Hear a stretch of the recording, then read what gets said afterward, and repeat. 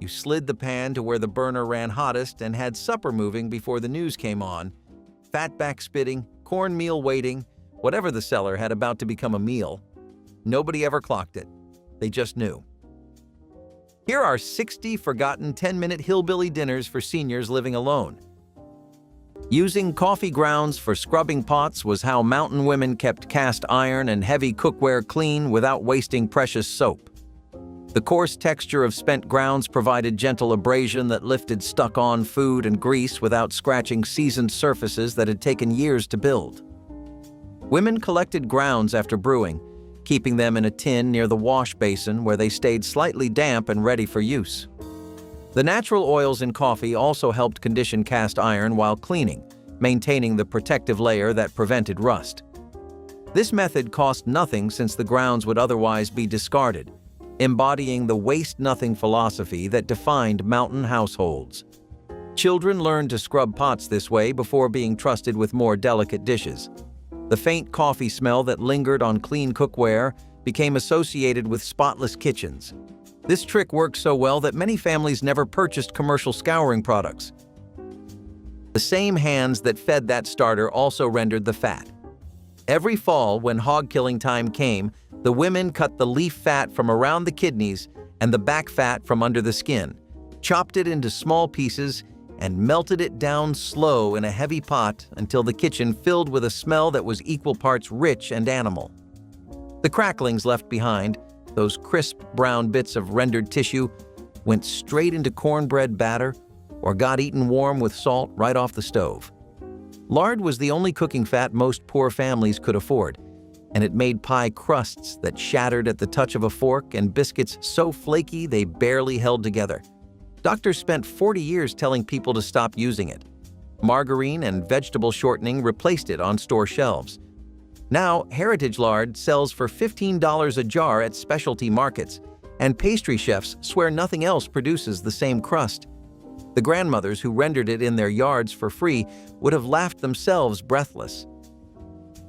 When the potatoes finished boiling, the water did not go down the drain. It went into the bread. Potato water, starchy, cloudy, warm, was poured directly into dough in place of plain water, and the difference was immediate. The starch fed the yeast, giving it more sugar to eat, which meant a faster rise and a softer crumb. Loaves made with potato water stayed moist a full day longer than loaves made without. In the Appalachian Mountains, this trick went even further. Cooks used potato water to create salt-rising bread starters, fermenting sliced potatoes in warm liquid until wild bacteria produced enough gas to raise an entire loaf without commercial yeast. The earliest known recipe dates to 1778, from what was then the western frontier of Virginia. Pioneer women buried their starter pots in beds of heated rock salt to keep the temperature steady overnight. Nothing was wasted, not the potato, not the water, not the heat from the hearth. Testing oil temperature with a pinch of flour was how every country cook knew the skillet was ready for frying, decades before anyone owned a kitchen thermometer. You dropped a small pinch into the hot grease and watched. If it sank and sat, the oil was too cold. If it sizzled gently and browned slow, you were close. If it hit the surface and immediately danced and popped and turned golden in seconds, the grease was right for chicken, fish, or fritters. Too much smoke meant you had gone too far and needed to pull the pan off the heat. Some cooks used a cube of bread instead. If it browned in 60 seconds, the oil was at around 365 degrees. The knowledge lived in the hands of women who stood over those skillets every evening. And when they stopped cooking, the next generation reached for a thermometer because nobody had taught them what the flour was for. Butter wrapper greaser was a frugal technique that squeezed every bit of value from purchased butter by saving wrappers for greasing baking pans. Families carefully preserved the waxy paper wrappers after unwrapping butter sticks, folding them and storing them in kitchen drawers. When recipes called for greased pans, these saved wrappers provided enough residual butter to coat surfaces without using additional product. Children learned early to smooth wrappers flat rather than crumpling them, maximizing the usable surface area. The wrappers worked perfectly for cake pans, cookie sheets, and bread loaf tins, preventing sticking without any waste. Some families stored wrappers in the refrigerator to keep the butter residue fresh, while others kept them at room temperature for easier spreading. This simple habit saved measurable amounts of butter over time, stretching grocery budgets in households where every penny counted. A pinch of salt in the coffee grounds before the water went through. That was the trick. And if you knew it, you learned it from someone who drank bad coffee for a long time before figuring it out. The salt did not make the coffee taste salty. It suppressed the bitter compounds released when cheap coffee or a percolator pushed water past the grounds too many times. In mountain kitchens where coffee was boiled in an open pot, that bitterness was unavoidable, and the salt took the edge off without adding sugar most families could not spare. Navy veterans from the Second World War brought the trick home from mess halls where the coffee was notoriously harsh, and it spread through small towns and rural diners across the South through the 1950s. Sodium ions block the taste receptors that detect bitterness, which is why a pinch improves almost anything bitter. But nobody in those kitchens needed the science. They just needed the coffee to stop tasting like punishment. The sprinkler lived on the windowsill above the ironing board, a cork stopper fitted with a perforated aluminum head pushed into the neck of a soda bottle filled with plain water. You shook it over the fabric in slow passes before the iron came down, distributing moisture evenly so the cotton relaxed under the heat without scorching. The goal was damp, not wet. The way bread dough feels just before it rises, the fabric supple but not dripping. Steam irons made the sprinkler unnecessary, but in the years before them, and in plenty of houses well into the early 1960s, that cork and bottle contraption was the difference between a shirt that looked pressed and a shirt that looked like someone had ironed it in a hurry. Hardware stores sold the cork head for a few cents in the 1950s. A patient husband could make one from a cork and a thimble in an evening. She kept hers on the windowsill long after the steam iron came. It had been her mother's first, and then hers, and the bottle was the same one. Before the clothes ever reached the boiling pot, the worst stains had to be worked by hand. Knuckle to board, full body weight, no mercy. The scrub board was a ribbed zinc or glass washboard set in the wash tub, and working a collar on one left your forearm sore by noon. She would wet the garment, rub it against the lye soap bar, then drive the soiled spot against those ribs in a hard downward stroke until the water running off ran clear. Ring around the collar on a Sunday shirt, tobacco stain on a work jacket, clay mud packed into cotton seams. All of it met the board before it met the pot. The Columbus Washboard Company in Logan, Ohio, was producing zinc scrub boards as early as the 1920s and remained the last American washboard manufacturer into the 21st century. She worked the board without complaint, water browning around her wrists. Nobody does that work now. Nobody has to. But the shirts also never came out quite so clean. A single pot of pinto beans could feed a family for 3 days if the woman cooking knew what she was doing, and she always did. Day one was the beans themselves, slow cooked with a ham hock, an onion, and enough water to cover, served over cornbread with raw onion on the side. Day two, she added water and a handful of elbow macaroni, turning leftover beans into a thicker soup that tasted different enough to feel new. Day three, in went a can of tomatoes and a few drop dumplings made from flour, lard, and a splash of milk. 3 nights, 3 textures, 3 flavors, all from one pot of dried beans that cost pennies. The trick was never letting it boil dry and knowing when to add the water. Too early and it thinned out. Too late and the bottom scorched, which meant losing the fond that gave day 3 its depth. You learned it by standing at the stove beside her, watching the bubble rate. Rendering lard at hog killing time was the process providing mountain families with cooking fat, skin moisturizer, soap ingredient, and medicinal base, all from portions modern processing discards. Scientists now recognize that properly rendered lard from pasture-raised pigs contains significant vitamin D, healthy monounsaturated fats similar to olive oil, and none of the trans fats in hydrogenated vegetable shortening. The rendering involved slowly cooking pork fat until it liquefied, then straining into crocks where it solidified into pure white cooking fat lasting months without refrigeration. Nutritionists who once condemned lard now acknowledge that traditional lard has a better fatty acid profile than many vegetable oils promoted as healthier. The The cracklins left behind after rendering provided protein-rich snacks and additions to cornbread, stretching precious resources. Mountain cooks who saved every scrap of fat were practicing waste reduction that modern sustainability advocates now champion. The first frost came fast in the mountains and killed whatever was still green overnight. Fried green tomatoes were what you made the week before. Every tomato that hadn't ripened, sliced thick, dredged through cornmeal with salt and pepper, and laid into a skillet of hot bacon grease until the outside went golden and crackled and the inside softened just enough to give. They weren't the romanticized version that arrived in restaurants decades later. They were a practical harvest, a way of eating what would otherwise rot on the vine. The cornmeal crust transformed the chalky bitterness of an unripe tomato into something with texture and heat, and enough fat to feel like a meal.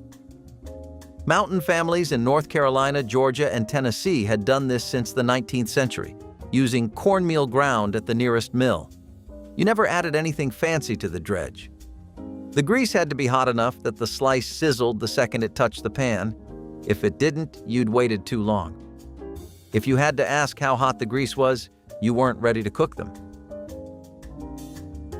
Sawmill gravy got its name in the lumber camps of the late 1800s, where cooks fed crews of men using nothing but flour, grease, milk, and black pepper in quantities large enough to fill a washtub. The gravy was thick, pale, peppery, and poured over anything that held still: biscuits, toast, cornbread, fried potatoes. You started with a few spoonfuls of bacon drippings in a hot skillet, stirred in flour until it turned golden and smelled like toasted grain, then poured in milk slowly while scraping the bottom of the pan. The whole process took less than 10 minutes and fed a household for pennies. Some cooks called it bulldog gravy, and in the coal camps of eastern Kentucky and West Virginia, it showed up at every meal: breakfast, dinner, and supper, because the mines paid low and the company store charged high. The pepper had to bite. If you couldn't feel the pepper, the gravy wasn't finished. She made it by sound. The sizzle of flour hitting grease told her everything a recipe never could. The weeks after deer season, the freezer was full and the kitchen adjusted accordingly. Ground venison and potato casserole was a hunter's wife's invention, a way to turn a freezer bag of dark, lean game meat into something the whole family would eat without complaint. The venison got browned in a cast-iron skillet with a generous pour of bacon grease, because venison on its own was too lean and would dry out in the oven without borrowed fat. That was the trick nobody wrote down about cooking wild game. It needed the fat from something else to carry it. Sliced potatoes went in the bottom of the dish, then the browned venison, then cream of mushroom soup, then another layer of potatoes, and cheddar cheese melted across the top. In Appalachian communities from West Virginia to eastern Kentucky, this casserole showed up on weeknight tables all through the 1970s. It tasted like the woods and the wood stove and the pride of a family that fed itself from its own land. Soaking beans with baking soda was a trick that solved two problems at once in mountain kitchens where fuel was precious and time was always scarce for busy families. A pinch of baking soda added to soaking water softened dried beans faster by breaking down their tough outer skins, reducing cooking time by hours. For families burning wood, they had chopped themselves. Shorter cooking times meant real savings in labor and resources.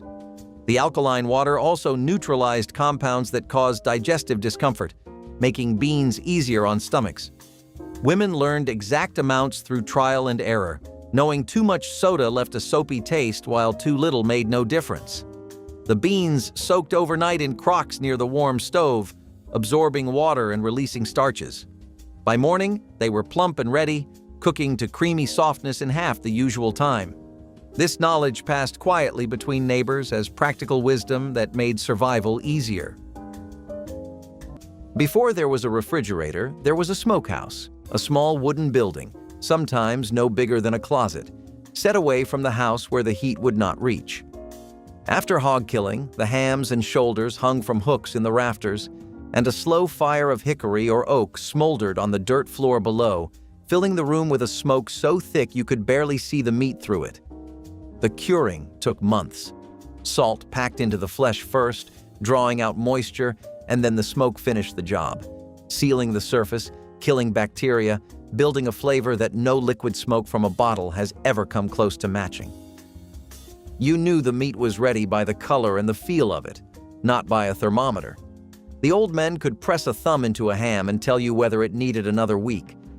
Artisan smokehouses now sell heritage smoked country ham for $70 a pound.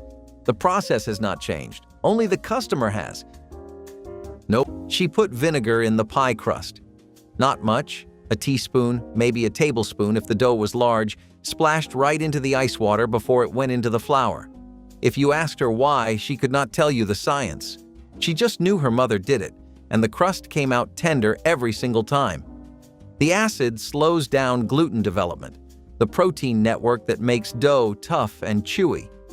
Less gluten meant a crust that shattered when you pressed a fork through it instead of bending. Apple cider vinegar was the most common. Hill kitchens always had a jug, but white vinegar worked the same. Some women added an egg to the ice water along with the vinegar, which made the dough easier to roll. You could not taste it in the finished pie. Not a trace. The vinegar disappeared in the oven, leaving behind nothing but flake after flake after flake. She never called it a trick. She called it the only way. Those kitchen tricks kept daily cooking smooth, but some of the old methods reached back centuries, to a time when survival depended on knowing what to do with dried corn and a pile of wood ash. Making lye from hardwood ash to turn corn into hominy was one of the oldest cooking techniques in North America, learned from the Cherokee and other indigenous peoples long before anyone called it nixtamalization. You packed clean ash into a wooden hopper, poured water through it, and collected the alkaline liquid that dripped out the bottom. Dried corn soaked in that lye water for a day or two until the hulls loosened and slipped off and the kernels swelled to twice their size. The process unlocked niacin that the body cannot absorb from untreated corn. Without it, families who lived on corn developed pellagra. The old cooks did not know the word. They knew that treated corn kept people well and untreated corn did not, and they passed the method along without ever needing a laboratory to prove what their hands already understood. Cornmeal ant barrier was a pest control method that protected pantries and kitchens without toxic chemicals or expensive exterminators. Families discovered that sprinkling dry cornmeal along windowsills, doorways, and cabinet edges created a line that ants wouldn't cross. The theory held that ants would carry cornmeal back to their colonies where it would expand inside their digestive systems, eliminating the problem at its source. Whether scientifically accurate or not, the method worked well enough that families passed it down through generations. The cornmeal was cheap, safe around children and pets, and didn't require any special application beyond sprinkling it where ants appeared.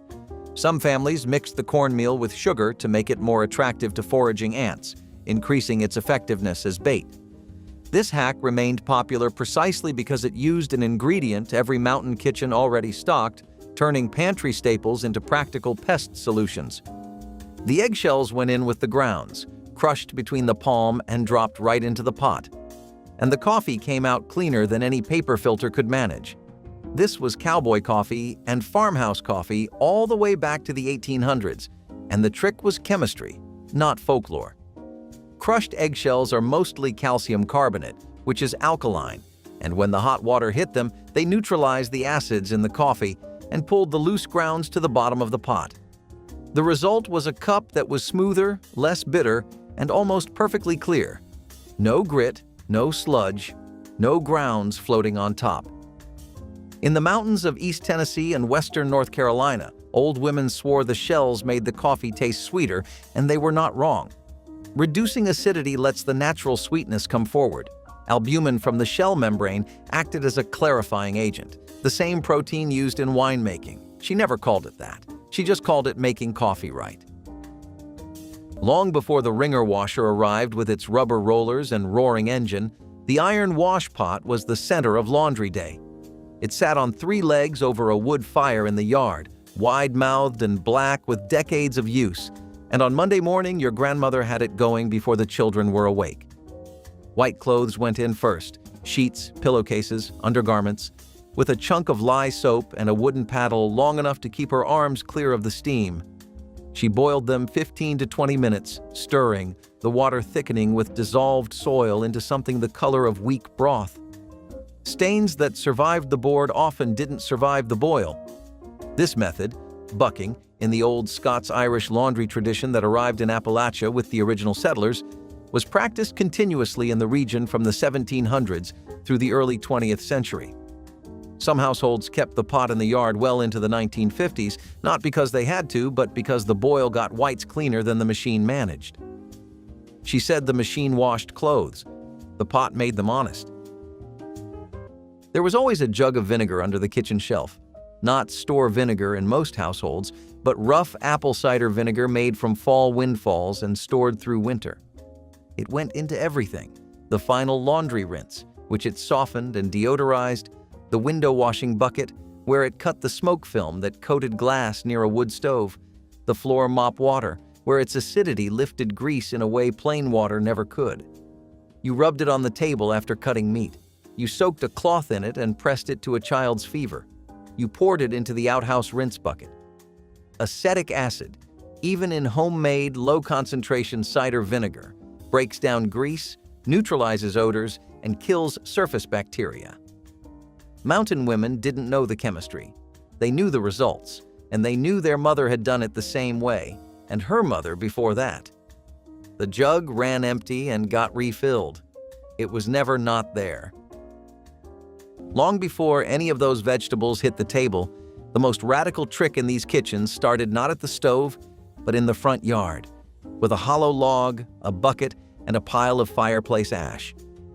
Water poured slowly over the ashes and caught in a wooden bucket below produced lye, and that lye transformed dried corn kernels into hominy through a process called nixtamalization, a technique with Cherokee and indigenous roots going back thousands of years.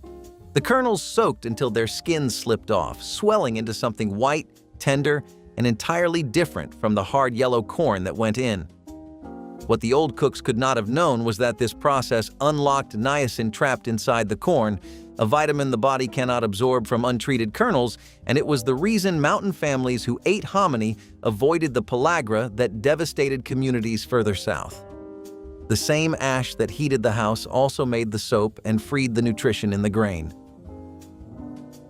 Cast iron cooking was dismissed for decades as old-fashioned compared to modern non-stick surfaces, yet scientists now confirm what mountain cooks always knew. These heavy skillets delivered something essential beyond heat. Research proves that acidic foods cooked in cast iron absorb significant dietary iron, sometimes increasing iron content by 20 times or more. Appalachian women who simmered tomatoes, apples, and vinegar-based dishes in seasoned skillets were unknowingly treating iron deficiency anemia that plagued isolated communities. The pans themselves became supplements, leaching bioavailable iron into every pot of greens and every slow-simmered stew. Modern doctors now recommend cast iron cooking for pregnant women and children at risk of anemia.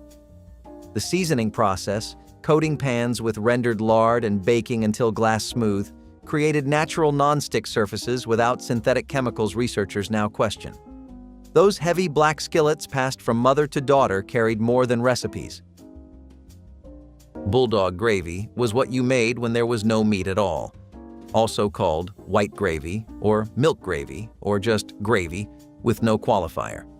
It started with whatever fat you had, a heaping spoon of flour stirred in until the roux thickened, and then milk or water poured in slow. In Appalachia, the version made with water instead of milk was sometimes called poor gravy, even by the people who ate it, because they knew the difference and they felt it. You poured it over day-old cornbread that had gone dry, and the gravy brought it back to something that could fill a stomach. In Kentucky and West Virginia, mining communities during the Depression, and again during the coal slowdowns of the 1950s and 60s, this was what supper looked like on the worst weeks of the month. Not a figure of speech, just the actual food on the actual table. The children who ate it grew up and moved to cities and never made it again, and some never told their own kids it had existed. You could always tell hog killing day was close when the crackling jar came out. Crackling cornbread casserole was built around the crisp, rendered pieces of pork skin and fat left over after the lard had been cooked down in a wash pot over an open fire. a process that turned a whole hog into months of cooking fat and left behind golden, crunchy bits that tasted like salt and smoke and everything good about fall in the country. The cracklings got folded into a thick cornmeal batter made with buttermilk and a little baking soda, then poured into a cast iron skillet already hot with grease and baked until the edges pulled away from the pan. In a casserole dish, the batter went deeper and the cracklings sank to the middle, creating pockets of rich, salty fat inside the bread that you hit unexpectedly with every other bite. You either grew up eating this or you had no idea it existed. There was no middle ground. Saving bacon grease in tin cans was the foundation of mountain cooking economy, providing fat for frying, seasoning, and flavoring that cost nothing beyond the original bacon. Every time bacon was cooked, the rendered fat was carefully strained through cloth into cans kept beside the stove, building a supply that lasted between hog killings. The grease replaced expensive butter and lard for everyday cooking, adding smoky richness to everything from fried eggs to cornbread. Women knew exactly how much grease remained in their cans and rationed it carefully through lean months. The cans were never washed, building layers of seasoned flavor that improved with age and use. Children learned early that pouring grease down the drain was wasteful foolishness that would earn sharp correction. A full grease can represent security, proof that the family could cook proper meals regardless of cash on hand. This practice continued in mountain kitchens long after it disappeared from cities. She kept it in a crock on the counter, fed it flour and water every morning like a living thing. Because it was. That sourdough starter had been in the family longer than the farmhouse. Her mother gave it to her the day she married, wrapped in a cloth inside a jar, and her mother's mother had done the same before that. The bread it made was dense and sour and nothing like what came from a store, and if you forgot to feed it, if you let it go cold too long, you lost something that could not be replaced by starting over.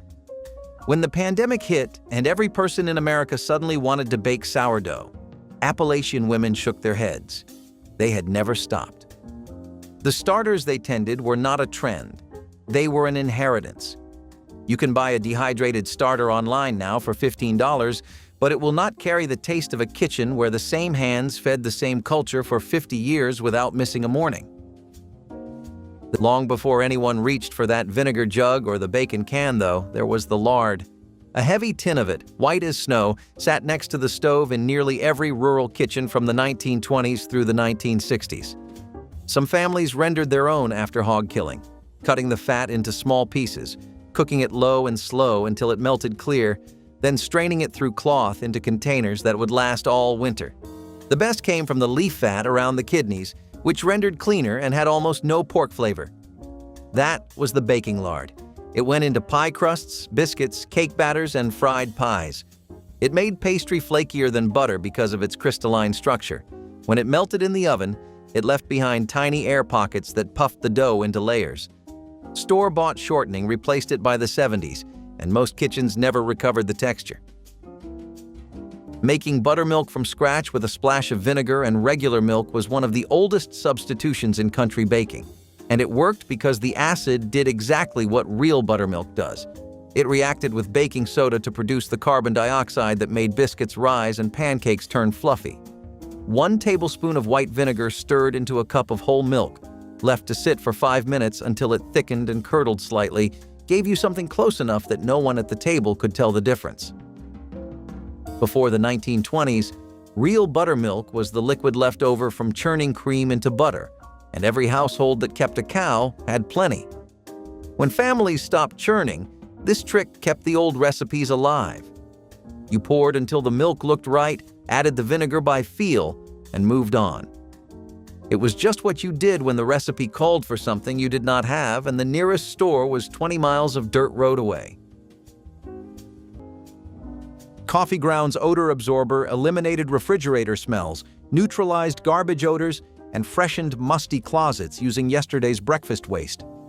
Families discovered that dried coffee grounds absorbed unpleasant odors as effectively as expensive baking soda, pulling smells from the air and trapping them permanently. Small dishes of grounds placed in refrigerators would eliminate the mingled food odors that accumulated over weeks. The same grounds sprinkled in garbage cans prevented the worst summer smells from overwhelming kitchens.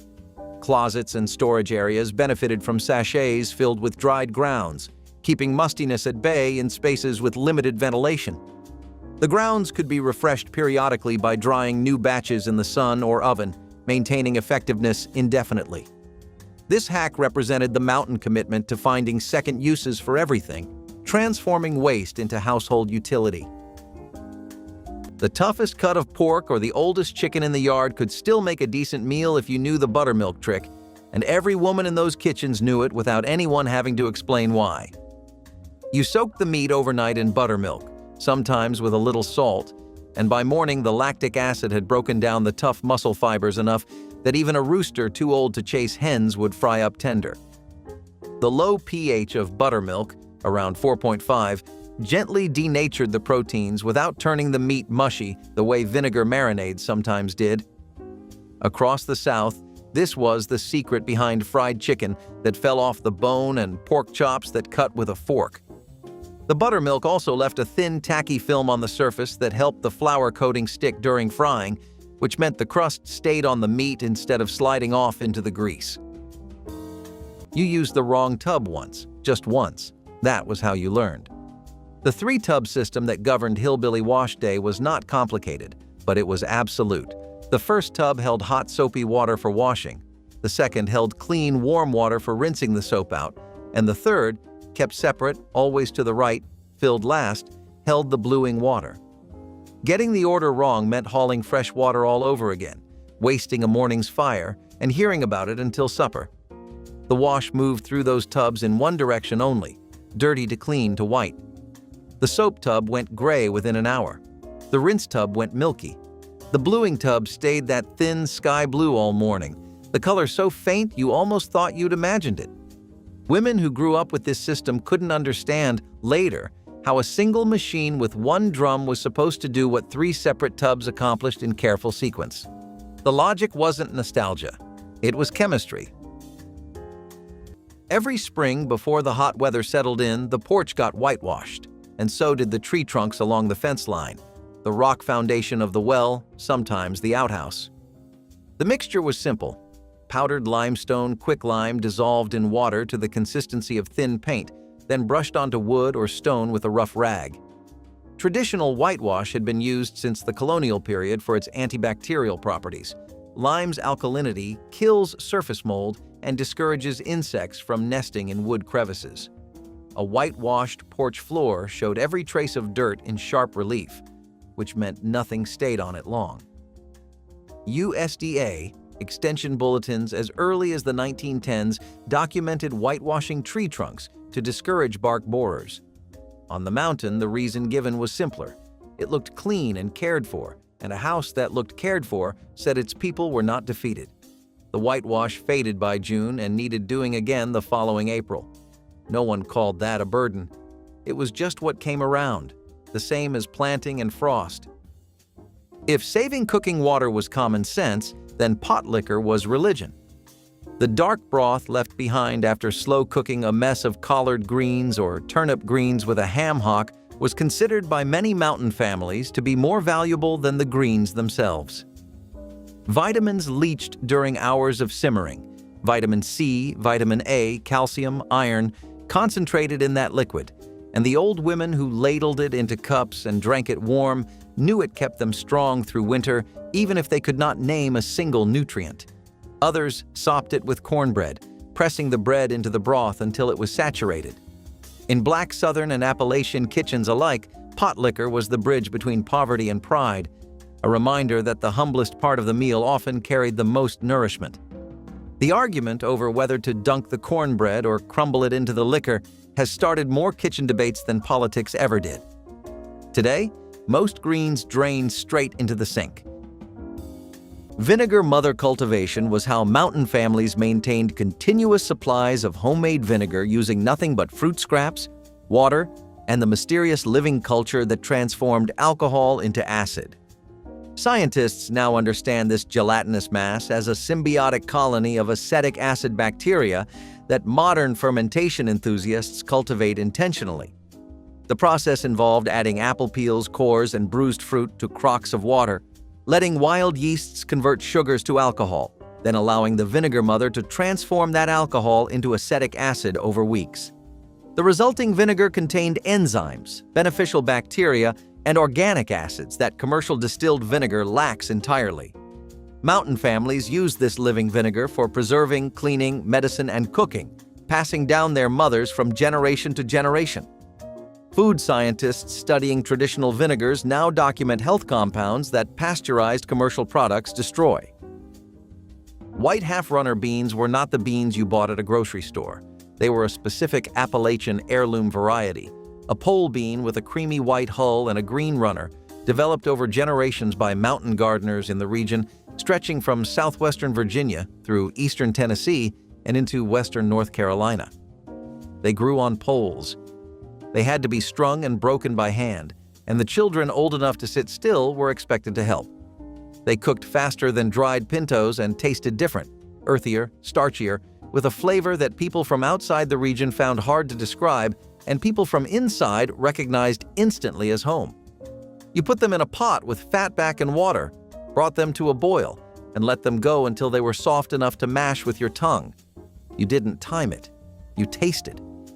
The seeds were passed between families the way recipes should be. No paperwork, just a jar over the fence in the fall. When families stopped growing gardens, the half-runner slipped away with them.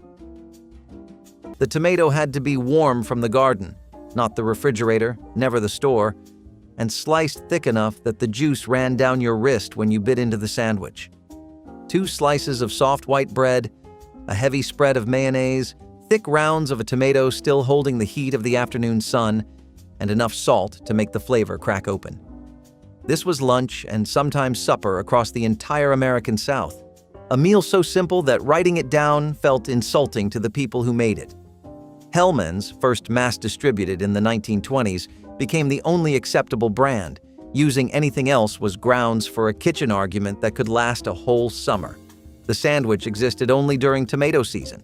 When the last vine died in September, it vanished, and no winter tomato from a grocery store could bring it back. Cornbread dressing casserole started the day before, always the day before, because the cornbread had to go stale. You baked a full skillet of buttermilk cornbread, crumbled it by hand into a bowl the size of a wash tub, and let it sit on the counter overnight with a towel draped across the top. The next morning came the sage, rubbed sage, never ground because ground sage turned bitter and only someone who had never made dressing would use it. The broth came from giblets and the neck simmered low with onion and celery until the kitchen smelled like Thanksgiving, even if it was just a Tuesday.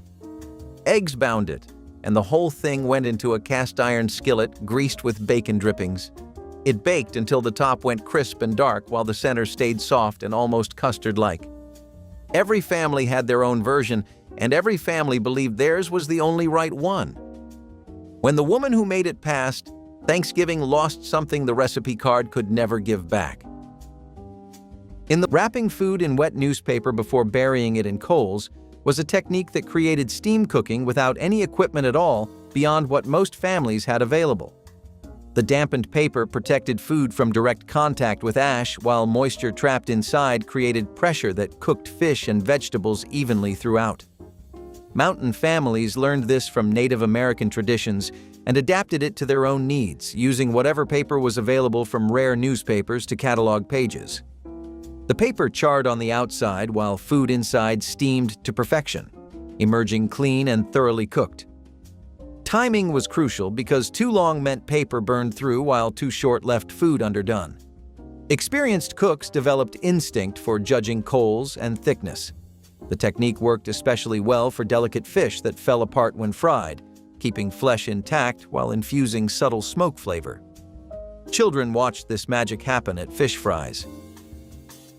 If you told someone today you were baking a pie out of vinegar, water, and sugar, they would assume you had lost your mind. But in the 1850s, when lemons cost more than most families earned in a day and fresh fruit disappeared between November and May, Hill women figured out that a tablespoon of white vinegar in a custard filling produced a tartness close enough to lemon that nobody at the table complained. They called them desperation pies: vinegar, water, sugar cream, shoe fly. and everyone was built from whatever sat in the pantry when nothing else was coming. The choufle pie started as a crustless molasses cake baked for the 1876 centennial, and the name came from the children who had to wave flies away from the pools of sweet molasses cooling on the windowsill. Bon Appetit ran a feature calling Desperation, Pie's a Comeback. The women who invented them would have been confused by the word comeback. They never left the kitchen in the first place. Nobody in those kitchens owned a pastry cutter. They had 2 table knives. You held one in each hand, blades crossing in the bowl, and pulled them past each other through the flour and lard in a scissoring motion, cutting the fat into smaller and smaller pieces until the mixture looked like coarse meal with pea-sized lumps scattered through. Those lumps were the secret. Each one a pocket of solid fat that would melt in the oven and leave behind an airspace, a layer, a flake. The motion had to be quick and light. If you worked too slow, the warmth from your hands softened the lard, and it blended into the flour instead of staying separate, and you got a dense, heavy biscuit instead of one that split open in sheets. Your grandmother could do this in under a minute without looking. Her hands knew when the texture was right the way a fiddler knows when a string is in tune. Using a dusting of baking soda to tenderize cheap cuts of meat was a quiet kitchen secret that turned round steak and stew beef into something you could actually chew. The alkaline powder raised the pH on the meat's surface, preventing the proteins from bonding too tightly during cooking. The same science behind the Chinese technique called velveting, arrived at independently by rural cooks who had never heard the word. You rubbed 3/4 of a teaspoon onto a pound of sliced beef, let it sit 15 minutes, rinsed it, and patted it dry before seasoning. The difference was immediate. Meat that would have been chewy and gray came out tender and browned, with a texture that tasted like a better cut. Families who could not afford sirloin used this to make chuck and bottom round worth sitting down for. The soda cost almost nothing and worked every time. Vinegar copper cleaner transformed tarnished pots, pans, and hardware into gleaming surfaces using nothing but pantry vinegar and table salt. The method was simple enough that children could help with the task, mixing white vinegar with salt to create a paste that cut through oxidation and grime. Families would rub this mixture onto copper surfaces using old rags or their bare hands, watching dark tarnish dissolve away to reveal the warm orange metal underneath. The chemical reaction between acid and salt broke down the oxidized layer without scratching or damaging the copper beneath. Mountain households took pride in their copper cookware, often passed down through generations, and this cleaning method kept heirloom pieces functional and beautiful. The same mixture worked on brass door hardware, cabinet pulls, and decorative items throughout the home. No store-bought polish could match the effectiveness or the satisfaction of watching grime disappear. She fed it every morning the way she fed the dog, without thinking, without measuring, just a handful of flour and a splash of water stirred into the crock before the rest of the kitchen woke up. The sourdough starter in some Appalachian homes was older than the women who kept it alive, passed from mother to daughter in a jar wrapped in a dish towel, carried across state lines and guarded like it was worth something, because it was. Before commercial yeast was widely available, that bubbling crock of wild-captured yeast and lactobacillus was the only way to make bread rise. Families in the Smoky Mountains and the Ozarks kept starters going for decades, and the flavor changed depending on the local flour and the bacteria in the air. A starter raised in one hollow tasted different from one in the next.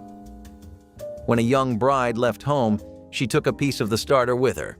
When the woman who started it died, the crock stayed on the counter and someone else took over the feeding.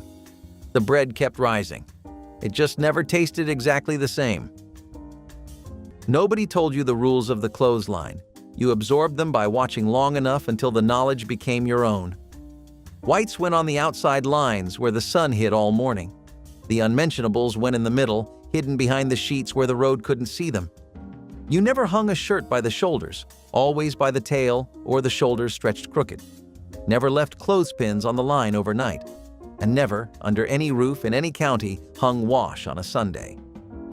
She kept those rules not because anyone was checking, but because the standard was the standard. The day they took her to the hospital, there was a full line of whites out. Her daughter brought them in dry, folded them without shaking, and put them in the drawer. They stayed there for years. Before the flat commercial broom became standard in the 1920s, mountain women made their own, and the corn husk broom they made was not delicate. Dried husks from the season's corn harvest were soaked until pliable, layered thick around a straight hickory handle, and bound tight with cord or stripped bark. A woman who knew what she was doing could make a broom that lasted 3 to 4 years of daily sweeping before it needed rebuilding. Shaker communities had been producing flat broom corn brooms since the early 1800s, and commercial versions had largely replaced homemade ones by mid-century. But in the isolated hollows of eastern Kentucky and western North Carolina, corn husk brooms were still being made and used into the 1950s.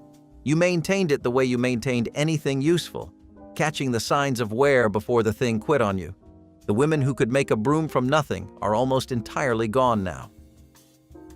Hog-killing day in the mountains was not a chore. It was an event, and every family within walking distance came to help because the work was enormous and the rules were absolute. Nothing was wasted. The hams and shoulders went to the smokehouse for months of curing over hickory. The leaf lard, fat from around the kidneys, prized above all other fat, was rendered slowly for baking. Intestines were cleaned, scraped, turned inside out, and stuffed with seasoned sausage. The head simmered for hours until the meat was picked from the skull and pressed into head cheese with vinegar and spices. Feet became souse, skin became cracklings, rendered crisp and crumbled into cornbread. The blood in some Scots-Irish mountain families was caught in a pan and cooked into pudding. Bones went into the soup pot and simmered until they gave up everything. One animal, slaughtered in November, fed a family through March. Clabbered milk was the thick, tangy substance that formed when raw milk sat at room temperature until natural bacteria transformed it into something between yogurt and cheese. Scientists understand this spontaneous fermentation created probiotic-rich food containing beneficial bacteria that modern consumers pay premium prices to obtain. Mountain women who used clabbered milk in biscuits, cornbread, and batters were adding leavening, tenderness, and nutrition simultaneously. The lactic acid produced during clabbering created the acidic environment activating baking soda for rising, while fermentation partially digested lactose for those struggling with fresh milk. Food researchers confirm clabbered milk contained bacterial strains supporting digestive health and immune function. The process required no special equipment. Raw milk simply sat in a warm kitchen until it thickened naturally. Modern raw milk advocates now practice intentional clabbering, finally discovering what Appalachian grandmothers used for generations. Nobody called them hoe cakes because they were fashionable. They got the name because early Appalachian settlers sometimes cooked them on the flat of a hoe blade held over an open fire when no skillet was available, a technique documented in the Foxfire series of oral histories from the 1970s. By the time these kitchens were at their peak, hoe cakes were made in cast iron with no ceremony. Cornmeal, a pinch of salt, enough water for a pourable batter, dropped onto a hot greased skillet in silver dollar rounds and cooked until the edges went lacy. They were done in under 10 minutes. No oven, no yeast, no waiting. You could make them while the beans simmered and have bread on the table before the pot was ready. Some cooks added an egg. Most didn't. They used what they had, which was cornmeal and bacon grease in a hot pan. Younger generations grew up thinking cornbread always came from a box and always baked in the oven. So the knowledge of making bread on a stovetop with nothing but cornmeal and heat slipped away quietly, without anyone choosing to let it go. When the nearest ocean was 500 miles away and fresh fish meant a creek full of catfish you didn't have time to catch, canned salmon was the answer. Salmon patties, canned salmon mixed with egg, cracker crumbs, and chopped onion, shaped into rounds and fried in a skillet, showed up on Friday supper tables across Appalachia and the rural South every week for decades. During the 1930s and 40s, a can of pink salmon cost less than 15 cents and provided enough protein to stretch across 2 meals for a family of 4. Coal mining families in West Virginia and eastern Kentucky relied on them because the company store stocked canned goods but rarely fresh meat. The patties fried best in a well-seasoned cast-iron skillet with enough grease to come halfway up the sides, and you pressed them thin so the edges went crisp while the center stayed moist. The smell of canned salmon frying on a Friday evening was so specific to these kitchens that catching a trace of it decades later could stop you cold in a grocery aisle. Cabbage roll casserole was what happened when a woman loved the flavor of stuffed cabbage but had 4 kids to feed and no time to roll anything. The original stuffed cabbage came from Eastern European immigrants, Polish, Czech, Hungarian families who settled across Appalachia and the Ohio River Valley to work the mines and the mills. Their wives rolled seasoned meat and rice inside blanched cabbage leaves and simmered them in tomato sauce for hours. The casserole version took the same ingredients: ground beef, chopped cabbage, rice, condensed tomato soup, and a pour of beef broth, and layered them raw in a baking dish. It went into the oven for 90 minutes and came out tasting like somebody had been cooking all day. You never told company it only took 15 minutes to assemble. That was the unspoken rule of country casserole cooking. The less effort it looked like, the more it impressed, and nobody ever asked how you pulled it off. Cooking on the shovel blade was frontier ingenuity at its most practical when families lacked proper cookware or needed quick meals away from the kitchen hearth. A flat-bladed shovel, cleaned thoroughly and heated over open flames, became an instant griddle for frying eggs, toasting bread, or cooking small portions of meat. Field workers carried shovels anyway, making them dual-purpose tools that fed hungry workers during long days away from home. The metal heated evenly when held at the right angle over flames, and the long handle kept hands safe from the fire. Fathers showed sons how to judge temperature by watching metal change color and feeling heat radiating upward. Food cooked directly on the blade picked up a faint mineral taste that became associated with outdoor work and simple satisfaction. This technique required no additional equipment and worked anywhere a fire could be built, making it invaluable for remote work. Nothing was thrown away. Not the tongue, not the feet, not the brains, not the intestines. When a hog was butchered in Appalachia, every part of that animal had a destination. The head went into souse meat, the organs into liver mush or scrapple, the intestines were cleaned and stuffed for sausage casings or boiled into chitterlings, and the blood became blood pudding. Even the bladder got saved. Children blew it up like a balloon. The fat rendered to lard, the bones simmered into broth, the skin fried into cracklings. Waste was not a moral position. It was math. A family that threw away the feet of a hog was a family that did not understand how close they were to going hungry. Michelin-starred restaurants now charge $40 for roasted bone marrow on toast and call it nose-to-tail dining, a philosophy that poor families practiced without ever giving it a name. If a recipe called for buttermilk and the jar was empty, nobody drove to the store. They poured a cup of sweet milk, dropped in a tablespoon of white vinegar, and let it sit on the counter for 10 minutes. The milk thickened slightly, went a little sour, and became something close enough to buttermilk that the biscuits could not tell. The acid curdled the milk proteins, giving the liquid enough tang to react with baking soda the way real buttermilk would. Lemon juice worked too, though lemons were scarce in mountain kitchens. This trick was so ordinary that most women did not think of it as a substitution. The real buttermilk, the kind from churning, had a complexity no shortcut could match. But vinegar and milk got the job done. Soaking wild game in buttermilk overnight was the hunter's trick that every mountain family knew and most modern cooks have never heard of. Venison, rabbit, squirrel, anything that came out of the woods with that sharp, iron-heavy flavor got dropped into a bowl of buttermilk and left in the cold overnight or sometimes 2 full days. The lactic acid broke down the tough muscle fibers gently without turning the meat to mush the way vinegar sometimes did, and the calcium triggered enzymes that softened the protein from the inside. What came out the next morning was tender, mild, and ready to flour and fry without any gamey bite. The old women never talked about enzymes. They said the buttermilk pulled the wild out of it, and that was explanation enough.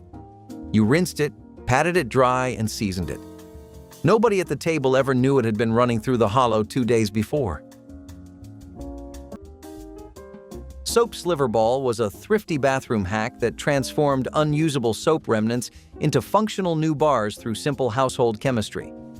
Families saved every soap sliver too small to use effectively, collecting them in jars or bowls until enough accumulated.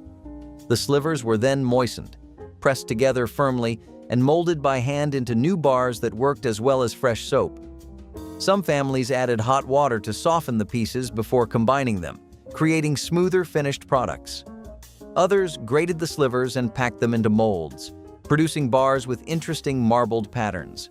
Children often helped with this project, enjoying the tactile satisfaction of squishing soap pieces together. The practice eliminated waste entirely, ensuring that every bit of purchased soap served its purpose.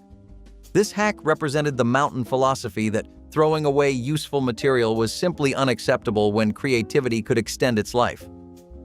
The water left in the pot after boiling potatoes, cloudy, starchy, and usually dumped straight down the drain, was one of the most useful liquids in the kitchen, and wasting it would have gotten you a look that needed no words.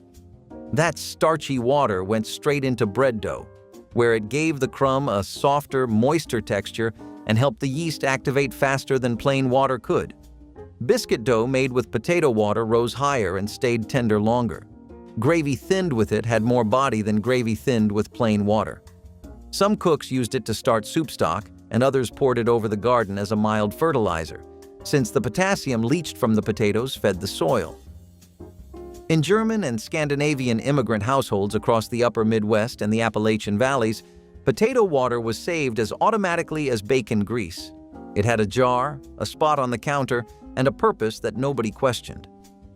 The machine arrived and immediately demanded respect. Sears sold a gasoline-powered wringer washer in the late 1930s, a loud, fume-producing contraption that had to stay outside, and getting one meant you were doing a little better than your neighbors. The wringer was 2 rubber rollers set close together, and you fed wet clothes through to press the water out. Efficient. Also waiting for a lapse in attention. A button left buttoned jammed the rollers with a sound that dropped your heart. A braid that swung forward while you leaned in could be pulled through before you registered what was happening. She kept her hair pinned and her sleeves rolled tight on wash day, always, and made her daughters do the same. They thought she was being particular. She was being specific about a danger she had seen with her own eyes and never talked about directly. The electric wringer washers of the 1950s were quieter and safer, but the rules stayed exactly the same in her house. Rules that come from a real reason have a way of outlasting the machines that made them necessary. The swept yard was one of the most recognizable marks of a well-kept Appalachian home. Not a lawn, not a garden, but a smooth, bare earth clearing that a woman tended with a corn husk broom the way a floor is tended inside. Early every morning, she worked it in long strokes, clearing leaves, chicken scratchings, any trace of what the night had left. Cherokee women of western North Carolina were documented by 19th century observers as keeping exceptionally swept yards, a practice tied to both hygiene and spiritual cleanliness that predated European settlement. In mountain communities, the swept yard also served a plain purpose. A smooth, bare surface made it easy to spot snakes near the house. Nothing could hide on a swept yard. The women who kept them knew every inch of their ground, what belonged there, what had moved overnight. They swept because their mothers had swept, and because a woman's yard said something about her that could be read from the road before you ever knocked on her door. When the lettuce went limp or the carrots turned soft, nobody in a mountain kitchen threw them out. They filled a bowl with cold water, stirred in a teaspoon of salt, and let those tired vegetables sit for about an hour. The cells in the leaves and roots absorbed the water, the walls stiffened back up, and what looked ready for the compost pile came back crisp enough to serve. Household guides in the 1950s documented the trick, and decades later, food scientists confirmed that cold water increases pressure inside plant cell walls, while the salt bolsters the pectin that holds them rigid. The mountain women who used it every week did not need a laboratory. They had watched their own mothers do it. Overnight, soaking could bloat vegetables too far, so the 1-hour window was the sweet spot. Long enough to revive, short enough to keep the texture honest. Nothing left the kitchen until it had given everything it could. Smoke preservation in small wooden smokehouses transformed fresh meat into shelf-stable protein lasting through seasons without refrigeration, using nothing but hardwood smoke and time. Food scientists understand that smoking deposits phenolic compounds, organic acids, and carbonyl compounds inhibiting bacterial growth while creating antioxidant protection. The slow, cold smoking techniques mountain families used, hanging hams and bacon for weeks in cool smoke, created preservation conditions that food safety research confirms prevent pathogen development. The specific woods chosen, hickory, apple, oak, each contributed different antimicrobial compounds families discovered through generations of experience. Researchers now document that properly smoked meats remain safe for months at temperatures that would quickly spoil fresh meat. The smokehouses standing in every farmyard represented food security technology refined over centuries. Commercial processors now replicate these techniques but cannot fully match them. Hominy is corn soaked in an alkaline solution, wood ash, lye, or slaked lime, until the outer hull loosens and the kernel becomes something entirely different, a process called nixtamalization that the Cherokee and other Native American nations had practiced for centuries before European settlers arrived in the Appalachian Mountains and learned it from them. The alkaline treatment unlocked niacin that dried corn could not release on its own, and the settlers who adopted it kept their families healthier without knowing exactly why. By the 1950s, most Appalachian families got their hominy from a can. Van Camp's was the brand most kitchens stocked, warming it in a skillet with butter and cracked black pepper. Old-timers remembered when it was supper itself, heaped into a bowl, eaten hot enough to steam. The flavor was different from grits, blunter and chewier, and anyone who grew up eating it never confused the two. It was its own thing, and the people who understood that distinction are mostly gone. Tomato gravy started the same way sawmill gravy did. Bacon drippings in a hot skillet, a spoonful of flour stirred in. But where sawmill gravy reached for milk, tomato gravy reached for the canning jar. Home canned tomatoes, crushed by hand into the roux, turned the gravy a deep orange red and gave it a sweetness that the pepper-heavy sawmill version never had. A pinch of sugar went in if the tomatoes were too sharp, and the gravy cooked down until it was thick enough to sit on a split biscuit without running off the edges. Across the rural South through the 1940s and 50s, tomato gravy was breakfast, served alongside whatever the kitchen could produce: eggs if the hens were laying, a slice of cured ham if the smokehouse still had one. The color told you what kind of morning it was. Pale gravy meant milk was plentiful. Red gravy meant the cow had gone dry and the tomatoes were filling in. If you knew what a cushaw was, you were from the mountains, and that was all anyone needed to know about you. The cushaw squash was a massive, striped, green and white gourd that could grow to 30 pounds or more on a single vine running wild through the garden. Mark Sohn documented it as one of the signature vegetables of Appalachian home cooking, a food so tied to the region that most people outside the mountains had never seen one. You split it with a hatchet because no kitchen knife was big enough, scoop the seeds, and bake the flesh until it turned soft and sweet as pumpkin, but lighter, smoother on the tongue. The casserole version mashed it with brown sugar, butter, cinnamon, and a little vanilla, then baked it in a dish until the top caramelized and the edges darkened to amber. Old-timers saved the seeds every year, passing them to neighbors, keeping the strain alive. When the last person who saved those seeds stopped planting, something older than any recipe disappeared with them. Keeping butter cool in the well was the refrigeration method mountain families relied on before electricity reached rural hollows. A covered crock or bucket containing butter was lowered on a rope into the family well, where water temperature stayed constant around 50 degrees year-round regardless of summer heat above ground.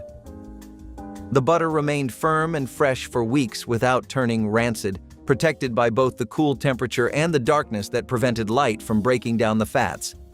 Families designated specific depths for different foods, knowing exactly where to position the rope for optimal cooling. Children were often tasked with lowering and raising the butter crock, learning responsibility through this daily chore.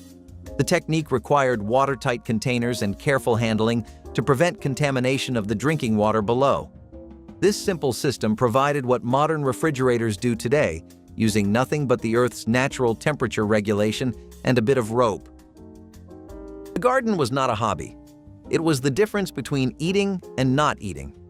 Every house had one: tomatoes, pole beans, squash, sweet corn, potatoes, cucumbers, peppers, laid out in rows that followed the same pattern your grandfather used because he knew which plants grew well beside each other and which ones stole from the soil. The kids weeded. Everybody weeded. You did not complain about it because the alternative was visible from the kitchen window every time the beans started to climb. In summer, the table was nothing but garden food: sliced tomatoes still warm from the vine, corn boiled in the husk, cucumbers soaking in ice water and vinegar. Now raised bed garden kits cost $400, and farm-to-table restaurants charge a premium for produce that traveled fewer miles than your grandfather walked to check on his butter beans. He would not have understood the phrase. The table was 10 steps from the garden. Nothing got thrown away. Not the last scrape of butter from the dish, and certainly not the paper it came wrapped in. After the butter was gone, the wax wrapper still had a thin film of grease clinging to it, enough to coat a cake pan, a muffin tin, or a cookie sheet. You folded the wrapper into a small square and rubbed it across every surface, pressing into the corners where sticking was worst. It left behind just enough fat to release the baked goods without leaving a heavy residue on the bottom. This was the quiet mathematics of a kitchen that could not afford to waste a cent. One stick of butter served twice, first in the batter, then on the pan. Some women saved the wrappers in a drawer, stacking them flat, pulling one out every time they baked. During the rationing years of the 1940s, when butter was limited to half a pound per person per week, those saved wrappers were not frugal. They were essential. A pile of butter wrappers was not trash. It was a tool. Using potato water as a base for bread dough and soups was a trick born from the simple refusal to waste anything, and the science behind it turned out to be remarkable. That starchy, cloudy liquid left over from boiling potatoes activated yeast faster than plain water, giving homemade bread a softer crumb and a longer shelf life. Pour it into a soup pot, and it thickened the broth naturally without needing a roux or a handful of flour stirred in at the end. Depression-era families figured this out by necessity. When you could barely afford the potatoes, you certainly were not pouring their cooking liquid down the drain. Grandmothers kept a pot on the back of the stove for exactly this purpose, ladling the water into jars to cool and use later. Bread made with potato water rose higher and stayed soft a full day longer, and the soups it went into had body and richness that people could not explain but could always taste. The water looked like nothing. It cooked like everything. If the recipe called for buttermilk and the nearest store was an hour down the mountain, you made your own. 1 tablespoon of white vinegar stirred into a cup of whole milk, left to sit on the counter for 10 minutes until it thickened and curdled slightly around the edges. The acid in the vinegar caused the casein proteins in the milk to coagulate, mimicking the tangy thickness of real cultured buttermilk closely enough that biscuits and cornbread made with it rose just fine. Lemon juice worked the same way, but lemons were expensive in mountain kitchens. Vinegar was always on the shelf. This trick traveled through home economics classes in rural schools during the 1940s, printed on mimeographed handouts tucked into recipe boxes alongside church cookbook clippings. The old cooks who had always used fresh-churned buttermilk from the morning's milking said it was not the same, and they were right, but it kept the biscuits rising when the real thing ran out. Before the stain set, she was already reaching for the yellow bar. Fell's Naphtha soap had been sold in American grocery stores since the 1880s, and by the 1930s it was on the shelf of nearly every Appalachian laundry porch, not because anyone advertised it to mountain families, but because it worked when nothing else came close. The trick was to get it wet and work it in while the fabric was still damp, rubbing the bar directly into the grass stain or the grease spot in tight circles until the fabric warmed from friction and the stain started lifting. Children ran in from the field trailing red clay and muddy knees, and she didn't reach for a bucket. She reached for the bar. A single bar cost about 9 cents in the 1940s. You can still find it today on the bottom shelf of the laundry aisle, wrapped in the same yellow paper, doing the same work. Most people walk right past it. The outdoor wash pot was not a gentle thing. It was a cast iron cauldron set over an open wood fire, and when the water came to a rolling boil, the clothes went in whole. overalls stiff with tobacco sap, shirts gray with a week of field sweat. All of it went into that boiling water with shaved lye soap, worked with a wooden paddle kept for nothing else. The boiling opened the weave, drove the soap into the fiber, and killed whatever was living in the cloth. By the time the clothes came out on that paddle, lifted dripping into the rinse tubs, they had been changed by heat into something clean, the way iron becomes something else in a forge. Boiling laundry remained common in Appalachian households through the 1940s and into the 50s, long after flatland women had moved to wringer washers. Up in the hollows, the cast iron pot held its ground. The women who stood over those fires in all weather never described the work as remarkable. It was just how clothes got clean. Before electric meat slicers showed up in butcher shops, mountain cooks had their own method for cutting beef or pork thin enough to fry fast and stretch further. They set the piece in the icebox, or later the freezer, for 20 to 30 minutes. Not long enough to freeze solid, but just enough to firm the muscle fibers so a sharp knife could glide through in clean, paper-thin slices impossible at room temperature. The result was meat that cooked in seconds, perfect for country fried steak pounded flat and breaded, or for jerky strips laid across racks in the smokehouse. A single round steak, partially frozen and sliced with care, produced enough portions for 6 where a thick cut would have served 3. The trick required nothing but patience and a blade kept sharp on a whetstone. Nobody advertised this. It passed from one pair of hands to the next, along with the understanding that making something last mattered just as much as making it taste right.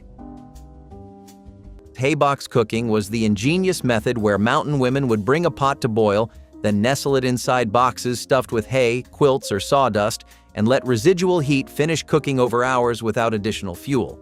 Scientists studying thermal retention now recognize this as remarkably efficient energy technology that modern slow cookers replicate with electricity. The insulation held temperatures in safe cooking range while allowing tough cuts and dried beans to tenderize slowly.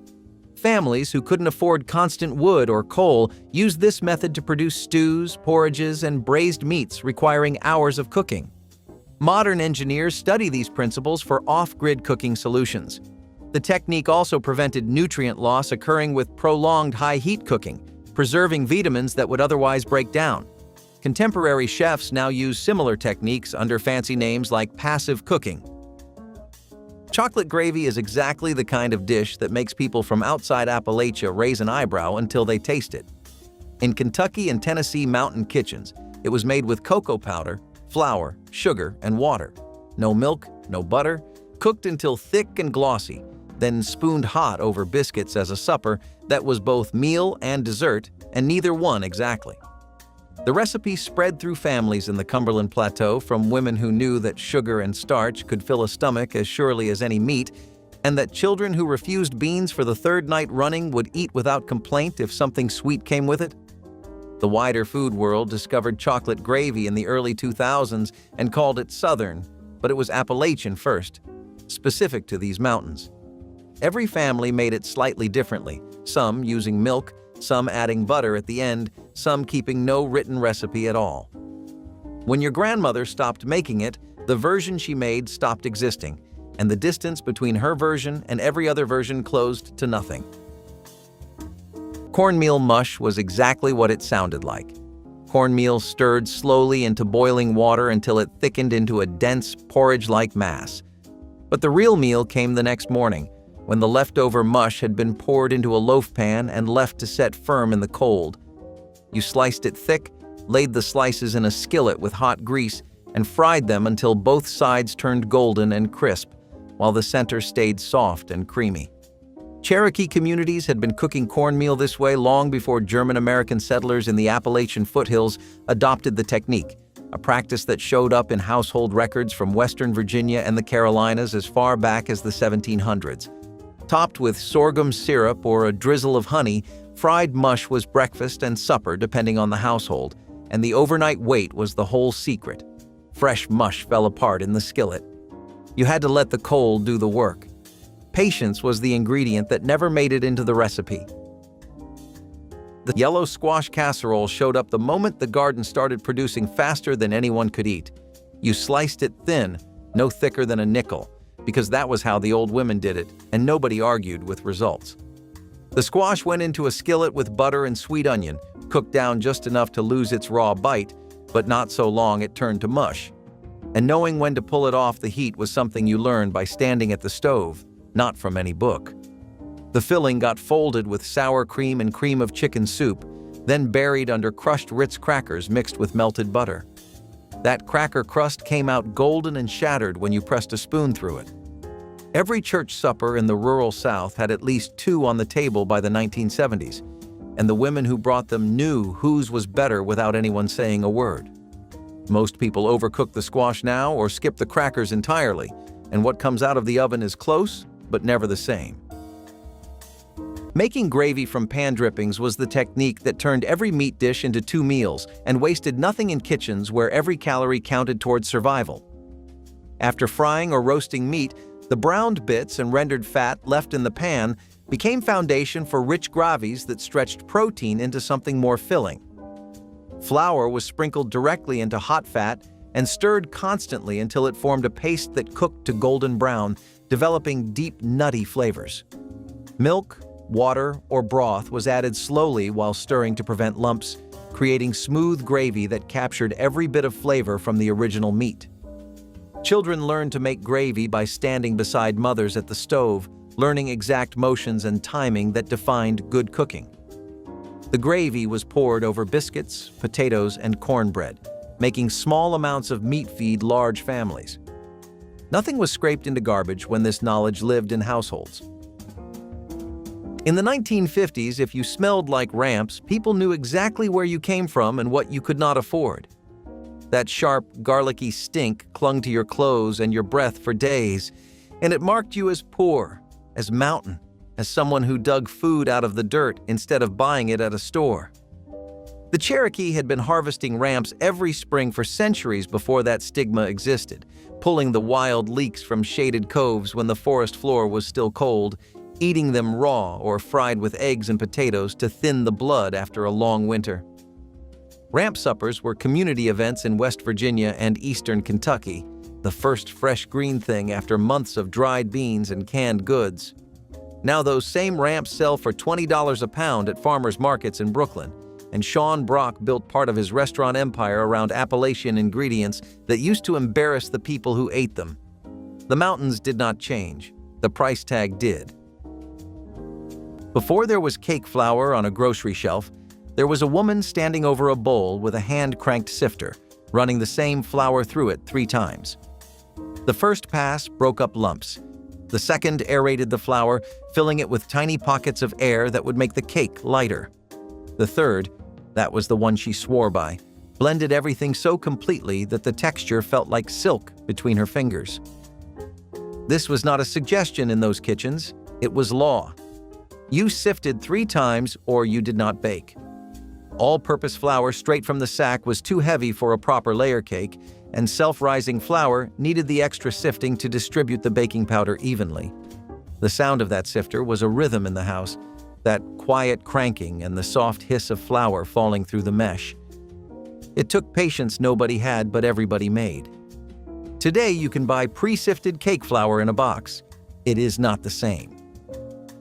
Keeping a slice of bread in the brown sugar jar was one of those small kitchen tricks that sounded like nonsense until you tried it. Brown sugar hardens because the molasses coating on each crystal loses moisture to the air, and the crystals fuse together into a brick you cannot scoop. A slice of plain white bread tucked into the jar released just enough moisture to keep the molasses soft without making anything wet. You replaced the bread every week or so when it went stale, which meant it had done its job. Some families used a damp cloth instead, and others swore by marshmallows, but the bread trick was the cheapest and the most reliable. Nobody explained the science. You just saw your mother drop a heel of bread in the sugar, and 20 years later, you were doing the same thing in your own kitchen without thinking about it. Egg carton. Fire starters turned kitchen waste into reliable kindling that could ignite reluctant firewood on cold mornings. Families saved cardboard egg cartons throughout the year, filling each cup with dryer lint, sawdust, or small wood shavings. Melted candle wax or bacon grease was poured over the mixture, creating compact fire-starting pods that burned hot and long enough to catch larger wood. Each carton yielded a dozen individual starters that could be stored indefinitely in dry locations. The hack solved the perpetual challenge of starting fires in wood stoves and fireplaces, especially during damp weather when kindling refused to catch. One pod placed beneath arranged firewood could have flames roaring within minutes, eliminating the frustration of failed fire attempts. Mountain families kept supplies of these starters ready throughout winter months, knowing reliable heat was essential to survival. When the hens stopped laying and the butter money ran out, the cake still got made, because somebody's grandmother figured out that vinegar and baking soda could do the work of eggs if you let the chemistry happen fast enough. They called it wacky cake in parts of the Ozarks and crazy cake in the Appalachian foothills, and the recipe spread through church bulletins and hand-copied index cards during the 1930s when rationing made eggs and dairy unpredictable.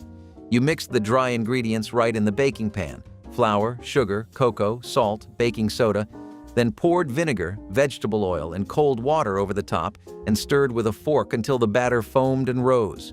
No bowl to wash, no eggs to crack, no butter to soften. The vinegar reacted with the soda to produce carbon dioxide, and the bubbles gave the crumb its lift. What came out of the oven was dark, moist, and tender. Not a compromise, not a substitute, but a cake that earned its place at the table on its own terms. It cost a morning's fire to heat and a full afternoon to use, and not one drop went to waste. The first rinse water, warm and slightly soapy, went onto the kitchen garden. Beans and squash and tomatoes didn't mind a trace of soap. In fact, it helped knock back the aphids working the underside of the leaves. The second rinse water, cooler and cleaner, went to the hog pen or down the drain hole.